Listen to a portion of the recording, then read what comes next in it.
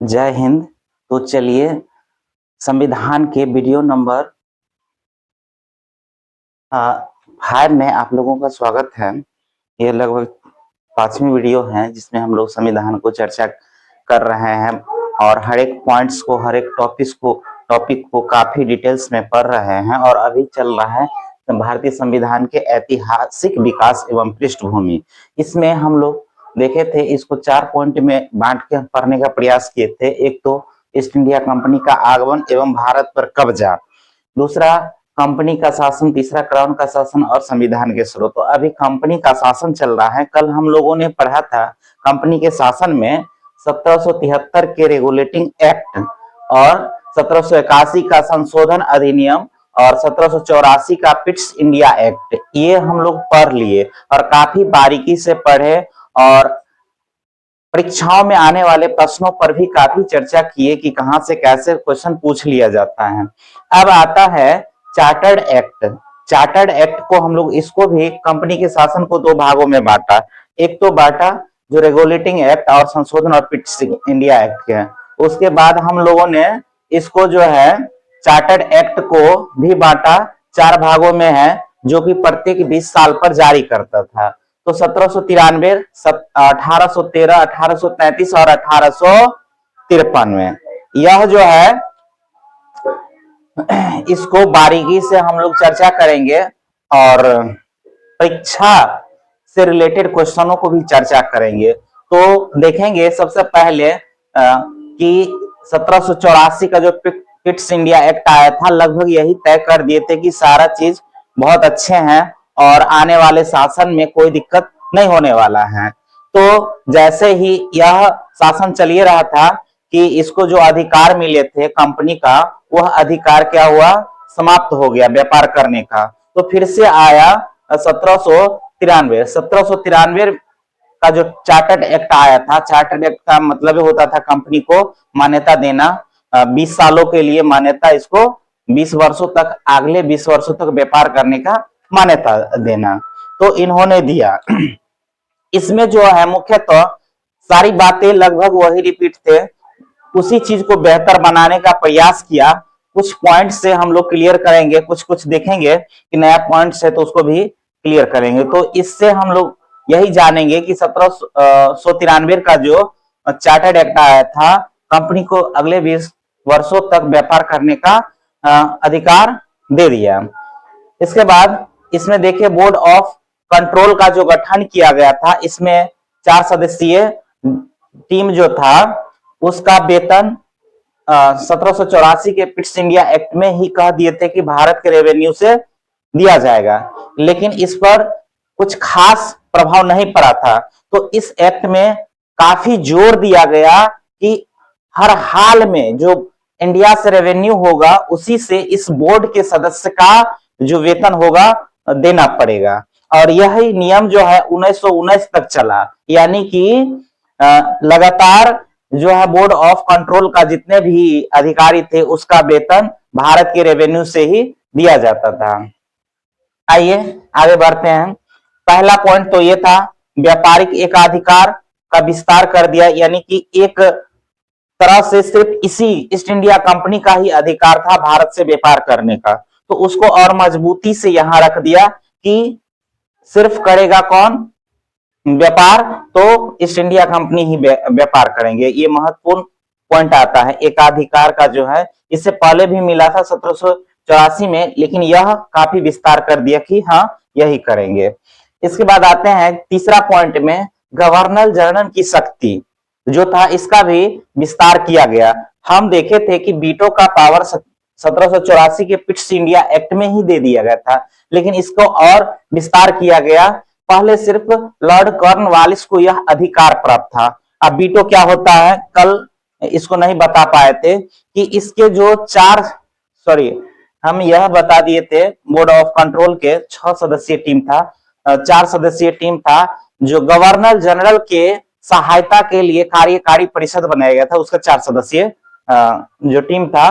तो उसमें क्या था कि वह सदस्य जो निर्णय लेता था वही गवर्नर जनरल को क्या करता था, मानना पड़ता था, करना पड़ता था। इससे आपसी टकराव बढ़ा था।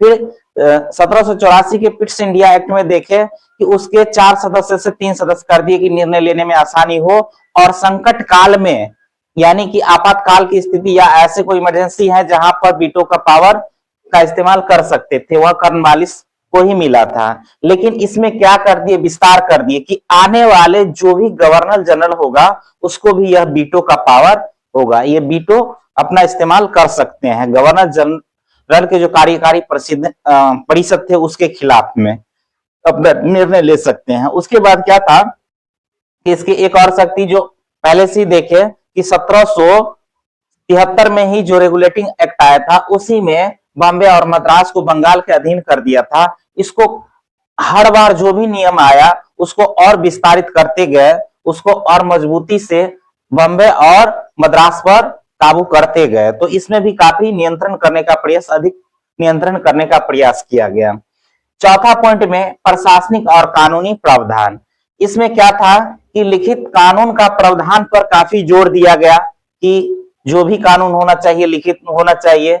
वरिष्ठ अधिकारी बिना बताए भारत से जो निकल जाता था उस पर प्रतिबंध लगा दिए, जैसे गवर्नर जनरल या कोई भी और बड़े अधिकारी पदाधिकारी जो होते थे वो बिना बताए भारत से नहीं जा सकता था, तो ये प्रतिबंध लगा दिए। इसके साथ ही शराब बेचने का लाइसेंस भी कंपनी को दे दिया कि आप भारत में शराब का भी व्यापार कर सकते हैं। तो ये चार्टर्ड एक्ट 1793 का था, जिसमें से मुख्य बातें निकल के आई कि व्यापारिक एकाधिकार का विस्तार हुआ, बोर्ड ऑफ कंट्रोल का जो वेतन थे उनके कर्मचारी का, तो भारत के रेवेन्यू से गवर्नर जनरल की शक्तियां वीटो पावर का विस्तार कर दिया गया, और बॉम्बे मद्रास पर भी पकड़ और मजबूत कर लिया गया। प्रशासनिक में देखे कि लिखित कानून पर जोर दिया गया और वरिष्ठ अधिकारी को जो है बिना अनुमति के भारत छोड़कर जाना नहीं था। शराब बेचने का लाइसेंस ये है। इससे ज्यादातर क्वेश्चन नहीं पूछे जाते हैं, लेकिन ये 20 सालों के लिए विस्तार के लिए जाना जाता है कि अगले 20 साल के लिए, फिर अगले 20 साल के लिए, 20 साल पर। यह एक तरह से यह जो कानून आया 1784 का पिट्स इंडिया एक्ट को जो है और मजबूती प्रदान कर दिया। उसको यहाँ देखे कंपनी का नवीकरण और शासन व्यवस्था को और केंद्रीकृत कर दिया। एक तरह से यह हो गया कि नहीं, अब ये अच्छा कानून है, अब सारा चीज सेटलमेंट है, अब इसमें कोई प्रॉब्लम नहीं है, ये लगातार आगे इसको बढ़ाया जा सकता है। तो प्रत्येक 20 साल के लिए बढ़ाया। तो ये इसकी मुख्य बातें थी। तो 1793 के बाद ठीक 20 साल के बाद चार्टर्ड एक्ट आया जो 1813 में, 93 के बाद 1813 में आया। यह काफी महत्वपूर्ण है और इससे काफी क्वेश्चन एग्जाम में पुटअप कर लिया जाता है। डायरेक्ट इनडायरेक्ट क्वेश्चन यहाँ से खूब पूछे जाते हैं। तो चलिए, इसका फिर पुनः काम था क्या, अगले 20 सालों के लिए मान्यता देना 1813 के चार्टर्ड एक्ट का। तो इसमें देखेंगे मुख्य मुख्य बातें क्या है। तो इसमें 3 मुख्य बातें हैं जो काफी, एक तो व्यापारिक एकाधिकार जो था कंपनी का वो समाप्त कर दिया। दूसरा, ईसाई मशीनरियों का आगमन भारत में करा दिए अपने धर्म के प्रचार प्रसार के लिए। तीसरा, शिक्षा पर बजट जारी किया भारतीयों के लिए। तो ये 3 काफी क्वेश्चन पूछ लिया जाता है कि ईसाई मिशनरियों का कब भारत में आगमन का अधिकार मिला। तो 1813 के चार्टर्ड एक्ट के तहत। और शिक्षा पर बजट, सबसे ज्यादा क्वेश्चन इसी से पूछ लिया जाता है, शिक्षा पर बजट। तो किसके तहत, 1813 के तहत। चलिए इसकी विस्तार से जानते हैं। व्यापारिक एकाधिकार की समाप्ति। जो कंपनी था ईस्ट इंडिया कंपनी, क्या था कि अकेले ही व्यापार कर रहे थे, इसको एकाधिकार मिल रहे थे। इस कारण ब्रिटेन में और भी जो व्यापारी वर्ग थे उसको असंतोष की भावना था। वो देख रहा था कि यहाँ से लोग खूब कंपनी कमा रहा है, मालामाल हो रहा है और किसी का अधिकार नहीं था। इससे असंतोष की भावना, विरोध की भावना वहां जग रहे थे। नेपोलियन बोनापार्ट इसका नेतृत्व कर रहे थे। फलस्वरूप क्या है कि अन्य व्यापारियों के लिए भी यह मार्ग खोल दिया। तो दूसरे व्यापारी भी, ब्रिटेन के व्यापारी यहाँ पर भारत में अपना व्यापार कर सकते थे, खोल दिया। लेकिन कुछ अपवाद रखा। अपवाद में जो चाय का व्यापार है भारत और चीन दोनों के साथ चाय का जो व्यापार है उसको सुरक्षित रखा, सिर्फ ईस्ट इंडिया कंपनी करेंगे, इसके अलावा कोई नहीं। दूसरा, चीन के साथ व्यापार सिर्फ ईस्ट इंडिया कंपनी ही करेंगे और कोई दूसरा नहीं। तो यह एकाधिकार कायम रहा, यह एकाधिकार को भी समाप्त कर दिया 1833 के चार्टर्ड एक्ट के तहत। तो ये महत्वपूर्ण बातें हैं। क्वेश्चन यहां से भी पूछ लिया जाता है कि चीन और भारत के साथ चाय का जो व्यापार है उसको एकाधिकार कब, मतलब कब समाप्त किया गया, तो 1833 में, और ये कब बना, तो 1813 के तहत ही बना। तो ये क्वेश्चन पुटअप कर लिया जाता है, दोनों में कंफ्यूज नहीं हुआ। 1813 में इसको लागू किया गया और 1833 में समाप्त कर दिया गया। दूसरा, ईसाई मिशनरियों का आगमन। अब यहाँ पर ईसाई मिशनरियों का जो आगमन कर दिए, अपने धर्म को प्रचार प्रसार के लिए पहली बार भारत में आगमन हुआ, ताकि उसकी धर्म का प्रचार प्रसार और ईसाई मिशनरियों को बच सके, अपना स्थान वहां पर स्थापित कर सके, लोगों को प्रचार कर सके और अपने ईसाई धर्म में कन्वर्ट कर सके। तो ऐसी अगर पूछा जाए कि कब इसको लाया गया था, तो 1813 के चार्टर्ड एक्ट के तहत। इसका कार्य क्या था? शिक्षा और धर्म का प्रचार। धर्म का तो प्रचार कर ही रहे थे, साथ साथ शिक्षा। जैसे हमारे भारत में भी जहां भी देखिए गुरुकुल हुआ करते थे, वहां पर जितने भी ऋषि मुनि होते थे वो धर्म का भी प्रचार कर के साथ साथ शिक्षा भी प्रदान करते। तो ईसाई मिशनरी का भी यही काम था, तो यहाँ पर मिला। तीसरा था शिक्षा पर बजट। शिक्षा पर बजट भारतीयों के लिए प्रत्येक साल 1 लाख रुपए का बजट रखा कि शिक्षा पर प्रत्येक साल इसका खर्च होगा, तो 1 लाख रुपए रखा गया। अब इसको देखेंगे कि शिक्षा पर जो बजट रखा गया इसका क्या उद्देश्य था, क्या तात्पर्य था, तो इसको हम लोग बारीकी से देखेंगे। स्थानीय सरकारों को कर लगाने का भी अधिकार दे दिया कि आप कर लगा सकते हैं, स्थानीय स्वायत्त सरकारों को अगर कर नहीं चुकाया तो आप दंडित कर सकते हैं, ये अधिकार भी दे दिया। आप देखिए जो भी लोकल बॉडी थे उन पर यह क्या कहे कि अधिकार दे दिए कि आप वहां से कर वसूलिए, अगर नहीं चुका पा रहा है तो उसको दंडित कीजिए। ये भी कब आया, तो 1813 के बीच।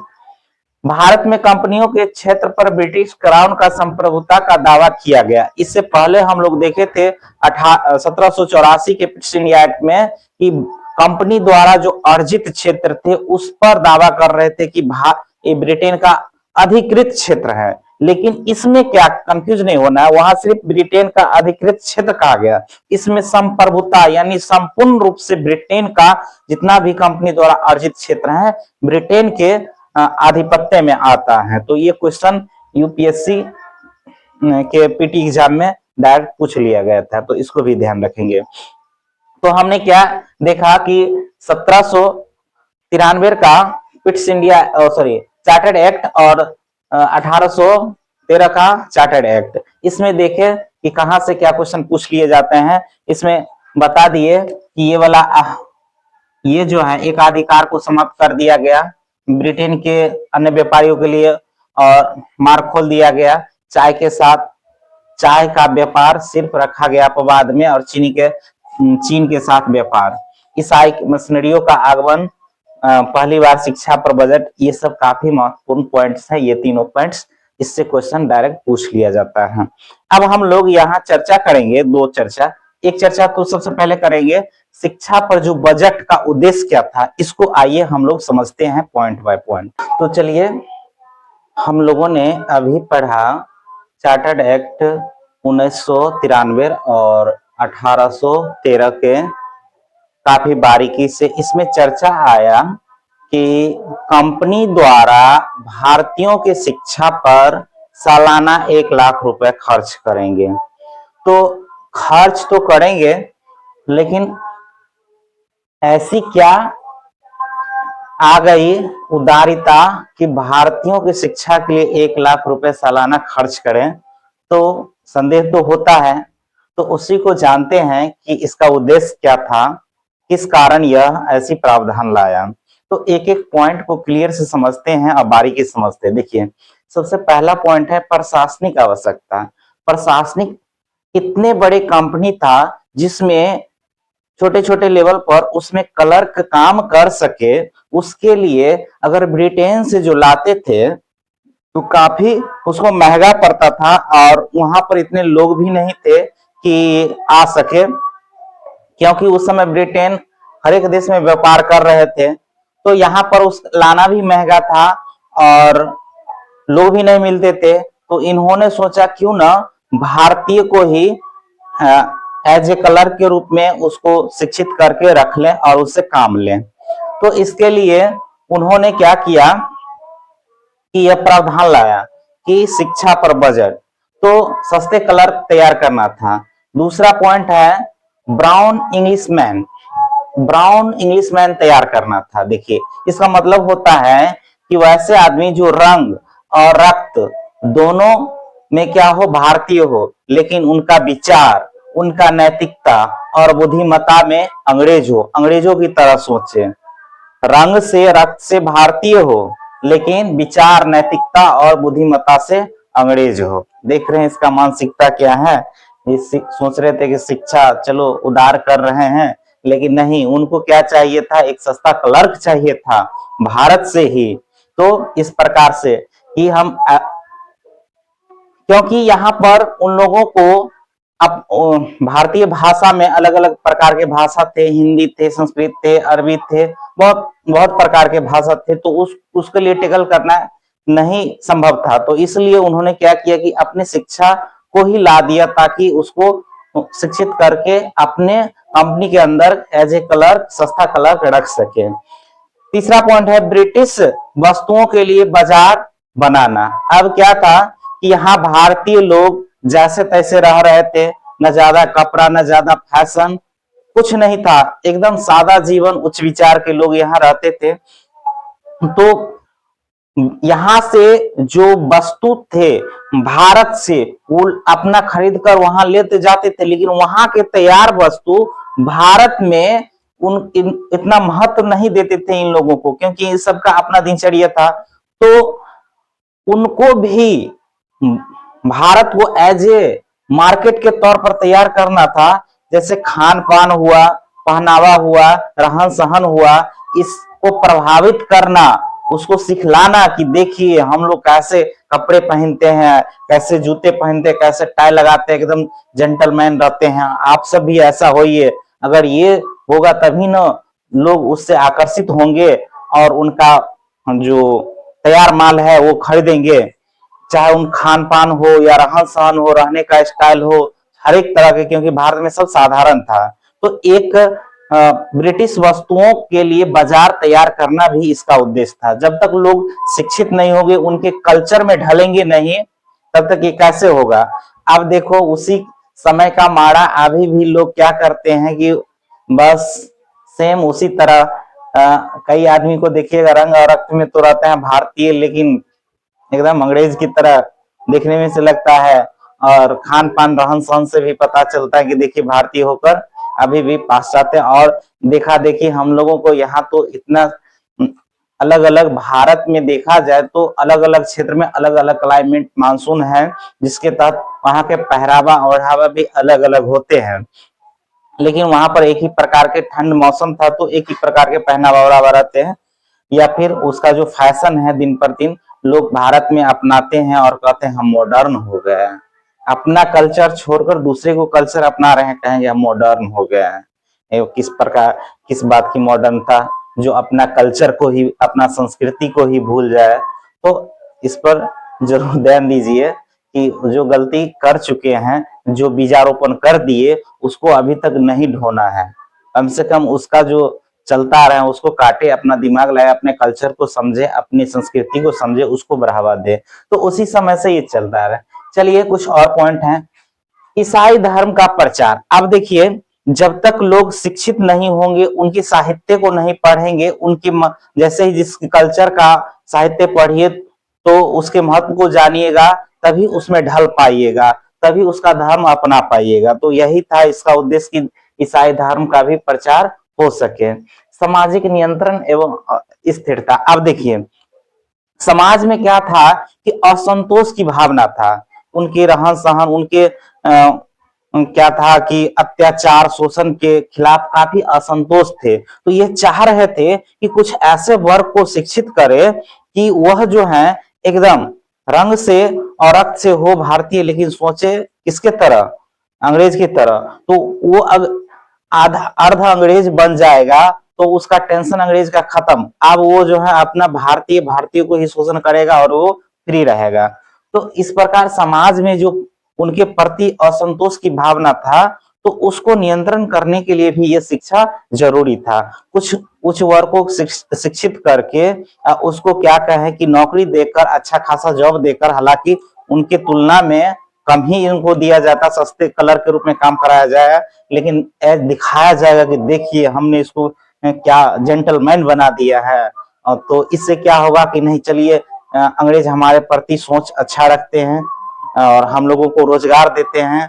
तो इस प्रकार से समाज में पॉजिटिविटी जाएगा और लोग उस पर क्या होगा कि स्थिर हो जाएंगे। तो इस प्रकार की सोच भी था इस शिक्षा के उद्देश्य के। तो देखिए ये मुख्य मुख्य उद्देश्य था। मुख्यतः ये जानिए कि उनको अपने कंपनी को आगे बढ़ाने के लिए, संचालन करने के लिए और भारतीयों को कंट्रोल करने के लिए यह शिक्षा आवश्यक था, इसलिए 1 लाख का सालाना का प्रावधान दिए थे। तो अब समझ में आएगा, आ गया होगा कि क्यों उदार बने थे। ऐसा लग रहा था कि 1 लाख रुपए सालाना, अरे वाह क्या बात है। चलिए खैर इनकी मोनोपोली को तो हम लोग समझ चुके हैं, लेकिन रोचक बात तो ये है कि देखा जाए 10 सालों तक जो है, 10-12 सालों तक कोई 1 रुपए खर्च नहीं किए उस पर।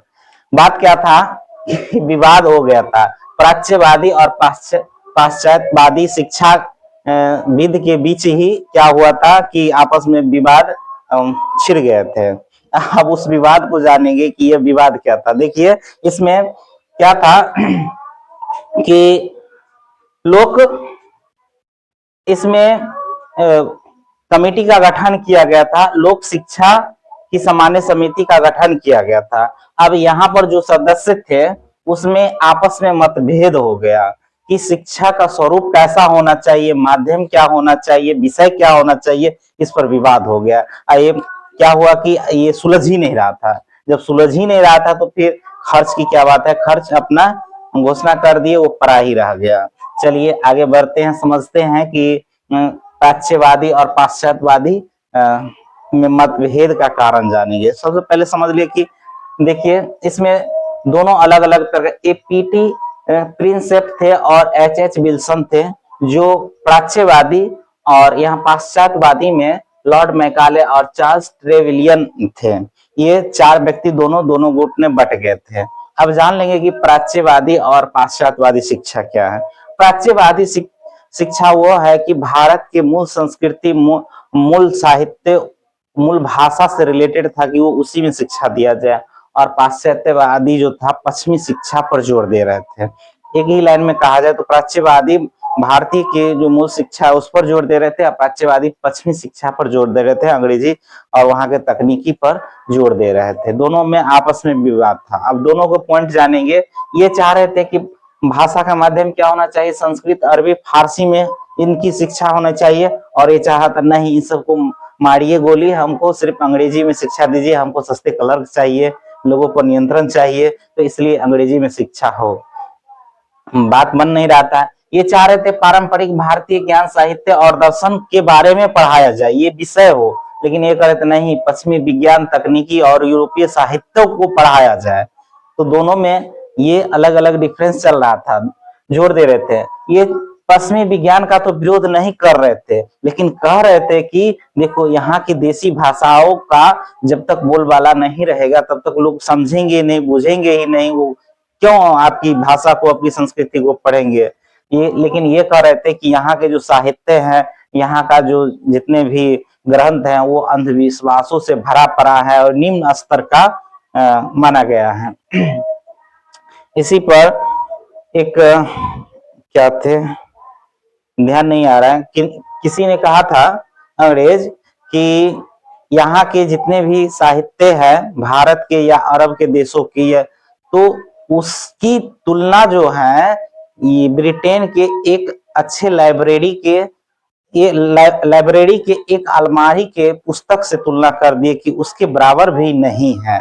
नाम मिसमैच माइंड से उतर रहा है, क्या नाम था कमेंट में जरूर बताइएगा कि वो किसका था, कि यूरोप के सॉरी हाँ यूरोप ही कहिए या ब्रिटेन के, उसके एक अच्छे लाइब्रेरी के एक अलमारी के पुस्तक की तुलना पूरे भारत के साहित्य, अरबों के जितने भी अरबी फारसी हैं उन सब के तुलना लाइब्रेरी के एक एक अलमारी से किया था। तो इस प्रकार की तुलना किया था, इतना निम्न घटिया सोच रखते थे।